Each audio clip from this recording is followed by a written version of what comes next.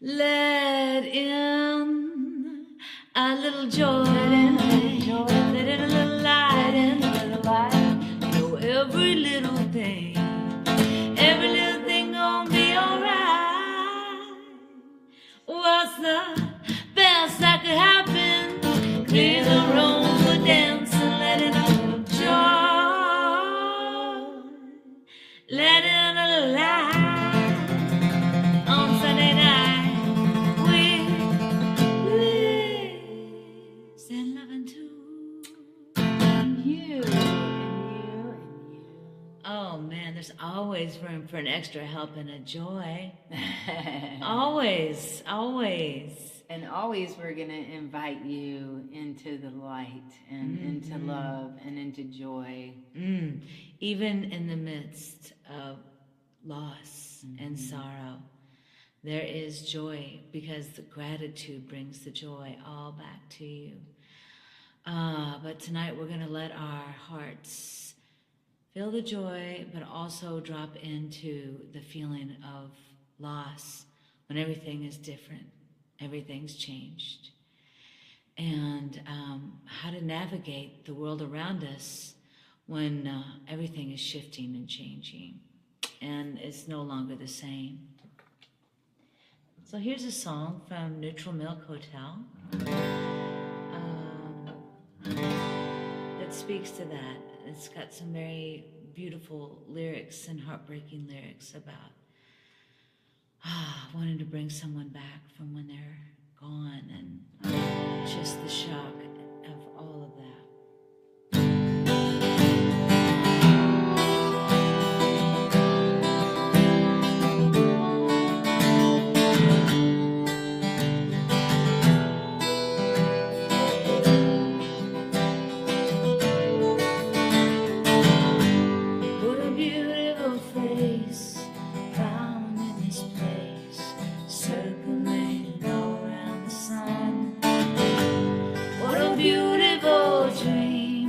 Flash on the screen, blink of an eye, be gone from me.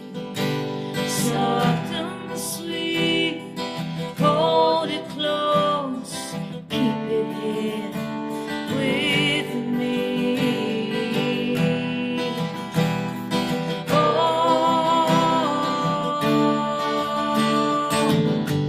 and one day we will die, and our ashes will fly from an aeroplane over the sea. But for now we are young, let us lay in the sun, count every beautiful thing we can see. Love to be in the arms of all I'm keeping here with me.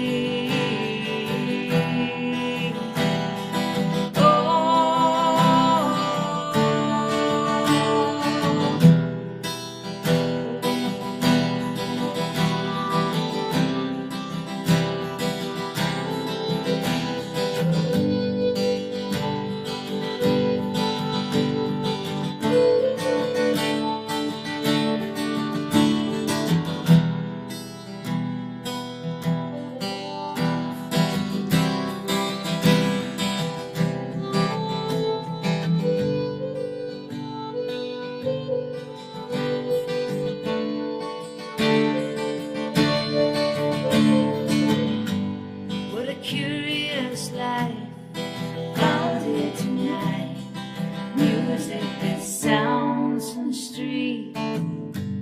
There are lights on the clouds and it's close all around. Hear a voice rolling and ringing through me. And to be arms of all, keep it with me. Oh,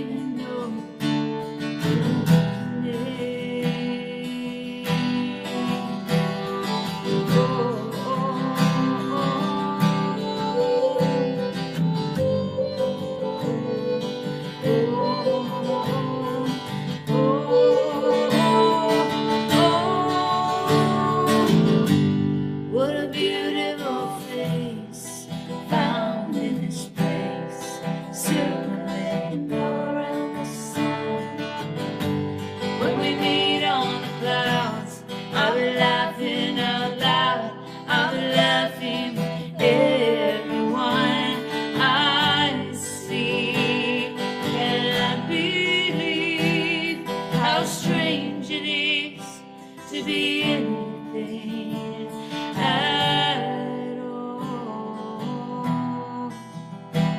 How strange it is to be anything at all.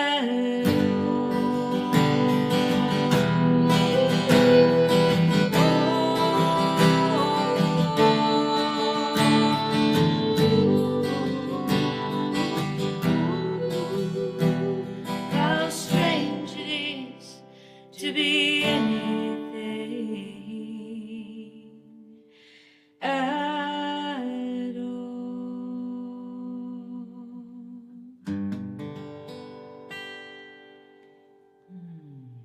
Isn't that true? It's the strangest thing of all, that we're here embracing this mystery, and we're here, and then one thing's for sure is that someday all of us won't be here.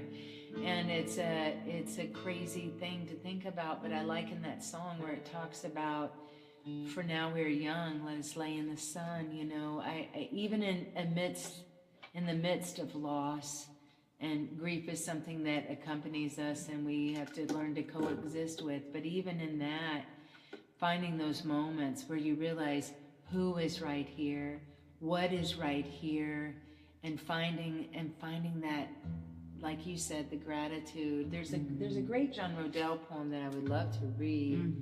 And the gifts that you've been given, you know, just holding that alone, though it may not be here still, because everything is temporary, but what isn't temporary is the infinite, endless love that you shared and will continue to deepen and grow even in the absence of the physical presence. So I'm trying to decide which one here, but I think I think he's so good at all of this. I think I'll do this one. Grief is proof of your love. Grief is proof that we have souls. Grief is proof that life is precious. I'm glad it hurts because it means that we matter to one another. Every tear of loss that we share, every tear of loss that we shed carries with it the DNA of the relationship, of the love, of the story that two people once shared.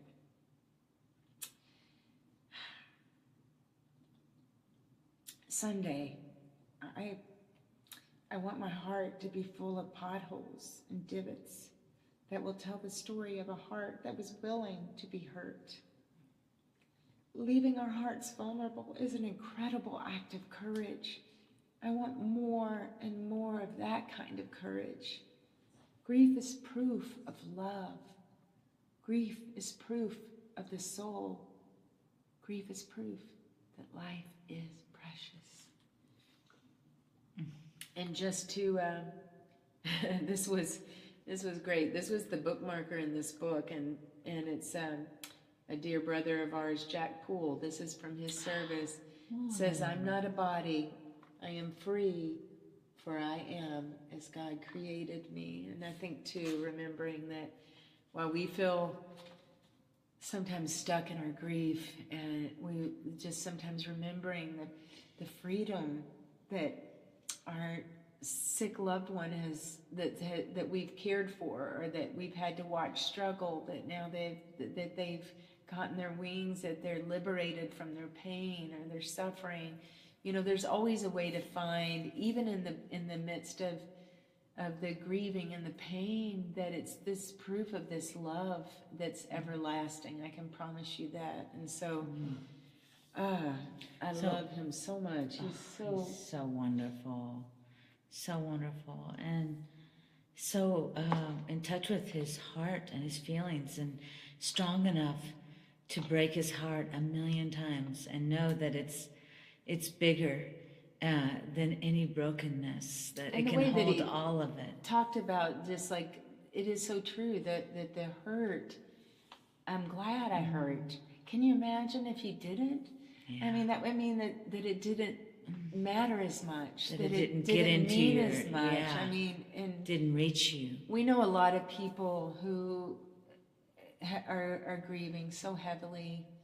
There's a lot of grief going on in this world in so many different ways, and one of the things that we wanted to talk about tonight is the immigrants and all the painful suffering that's happening from people being taken away from their loved ones. It's I every time I see like a child crying, "Daddy, Daddy," as they're taking their parent away and they have to watch that. I mean, or "Mommy, Mommy." I mean, it's something that we shouldn't have to bear witness to, and yet it's happening. And yet it's important for us to truly bear witness, because if we look away or we don't feel the pain of that separation, then we won't be motivated to try and stop it and to help heal the problem. And so it's important. I know, it is. It is. I'm just saying, like, in a dream world, in my world, right. we wouldn't have to bear witness to such things. Right. But yes, we do have to bear witness, because we are the ones that have the possibility of shifting it and dipping deeply into our empathy and tapping into where we felt such pain and loss, and so if you felt the pain and the loss of a family member being taken from you from death or illness or prison or addiction or anything outside of your control for no reason or fault of their own, truly, because a majority of the people being separated from their families, they're the law-abiding citizens. Some of them are American citizens. And even if they're not, they shouldn't be taken from their families. They're showing up in court, and that's where they're taking them. They're going by the legal process of immigration, showing up for the immigration hearings, and that's where they're finding them. Or they're showing up at their job in the fields or on a construction site or a Home Depot parking lot, just trying to give labor to build this country up. And they're not finding them dealing drugs or the scene of a murder or a crime. They're finding them trying to do their best to become citizens of this country, and that should tell us everything. So we're going to take a short break here and share some information with you, and we want to encourage you to stop the separation, stop the loss that these families are experiencing. I mean, if we can stop it, so people don't have to know pain that we know. Why wouldn't we? And I think that sometimes the way that I think of this kind of separation, I mean, when we lose someone to death, then there's a part of us that has to accept, even though we can't rid ourselves of the grief, we have to live with it. It's still, there's some kind of, not closure, but there's some kind of resolve there. Like, I have to start learning to live with this. But being separated and knowing someone is still alive and in a prison somewhere, or not knowing where they are at all, or what their well-being is, I think that would be the worst kind of grief and imaginable. But we can do something about it, and we're going to share that. You can make calls, you can send emails, you can get out there and open up hearts and try to and help people who need you right now, who need us. Thank you. We're going to put this up, and we'll be right back.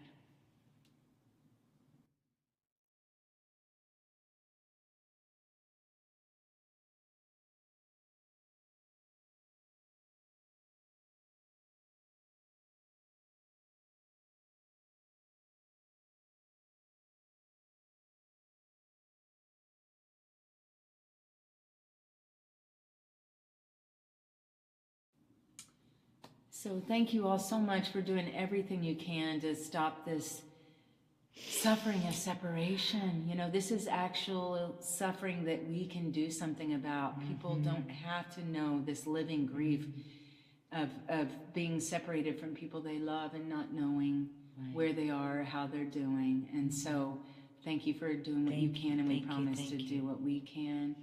And there's a lot of loss that happens because we lose people to death, as we talked about earlier. And so this next song is about the story of my grandparents and their 53 years together.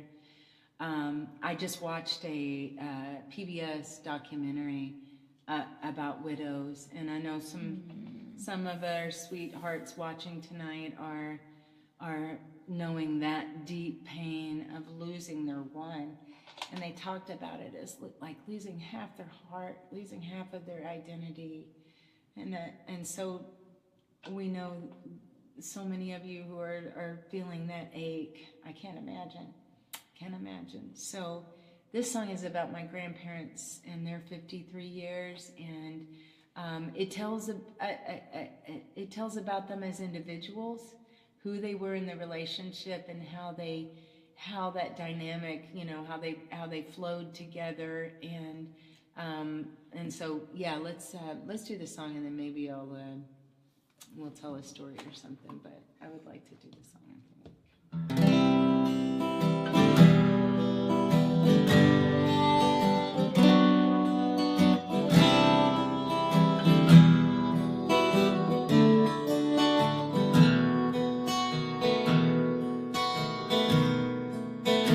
She was a seamstress, songstress, a gardener, poet, sharpshooter, and a prayer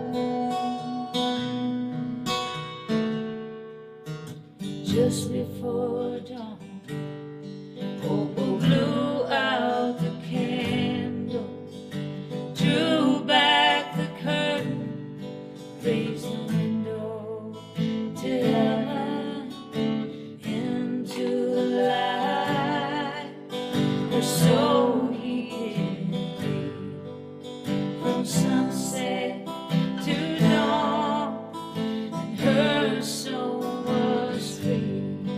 They were Valentine's, 53 years, 53 Christmases, their love affair, 53 birthdays, 53 chapters, tragedy and triumph, tears and rapture.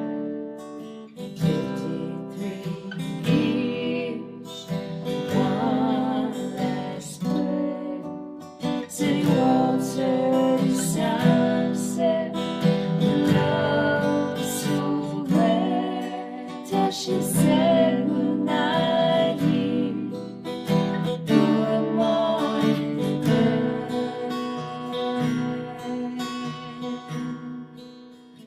go to sleep, close your eyes, we'll meet again on the other side.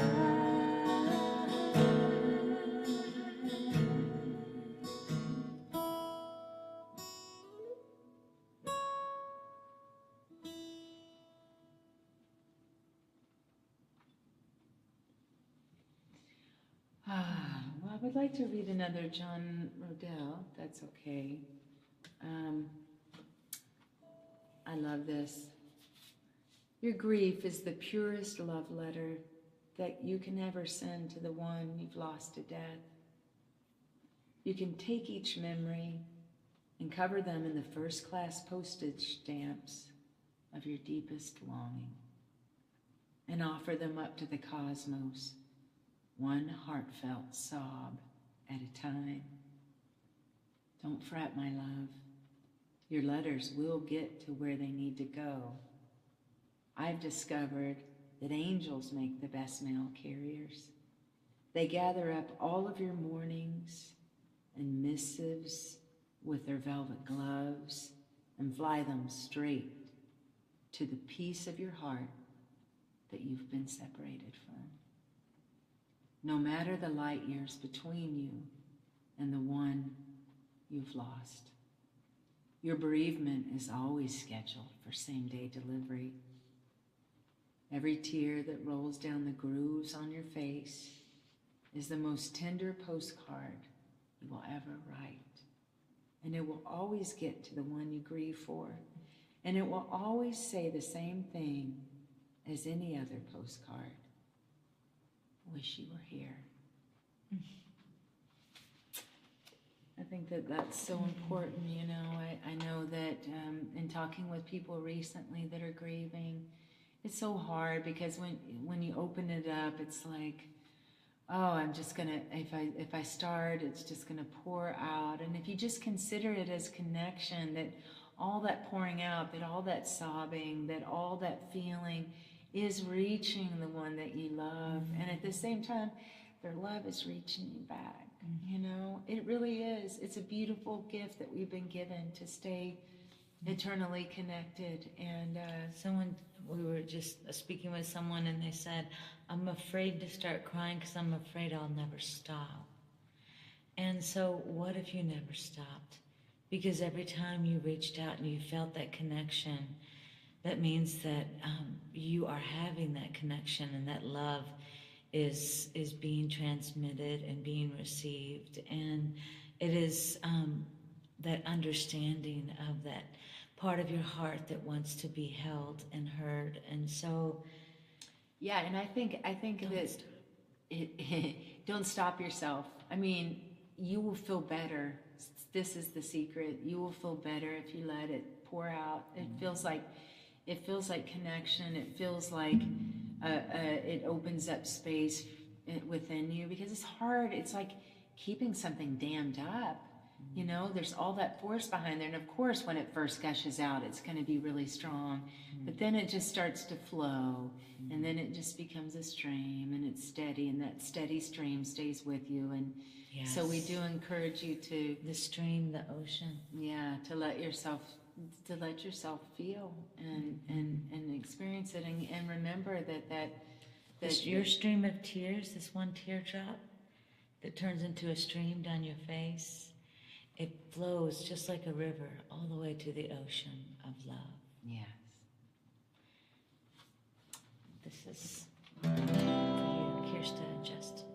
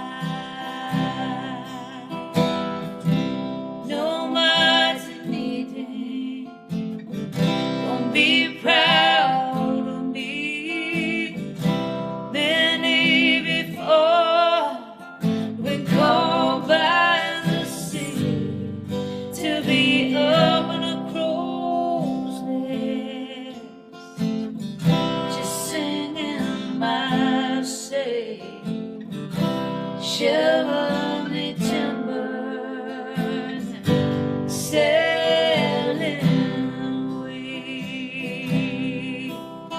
The fogs lift, sails shift. I'm drifting home now. Oh, Captain Ahab, got nothing on me.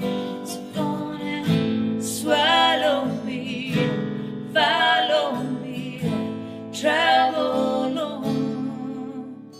Clear waters, my daughter, now I'm skipping like a stone.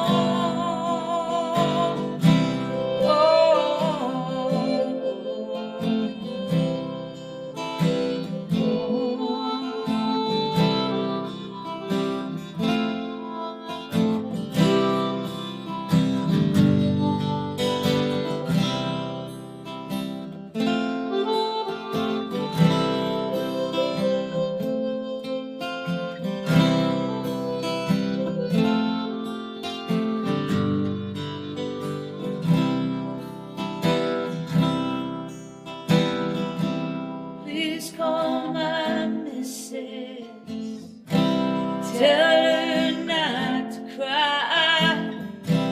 Goodbye's written by the moon in the sky, and nobody knows me. Can't fathom my stay. Shiver me timbers sailing away.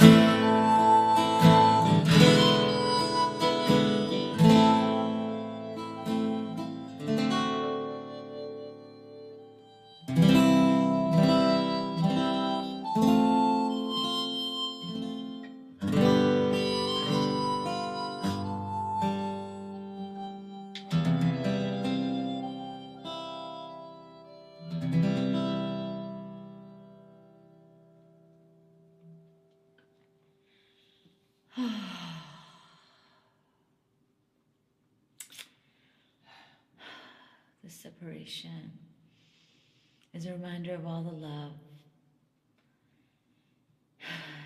Let it be that reminder. Let it be a tattoo on your heart. Yes, and as Rumi talks about the reed being cut from the reed bed, in that hollowed out place, beautiful things can flow through.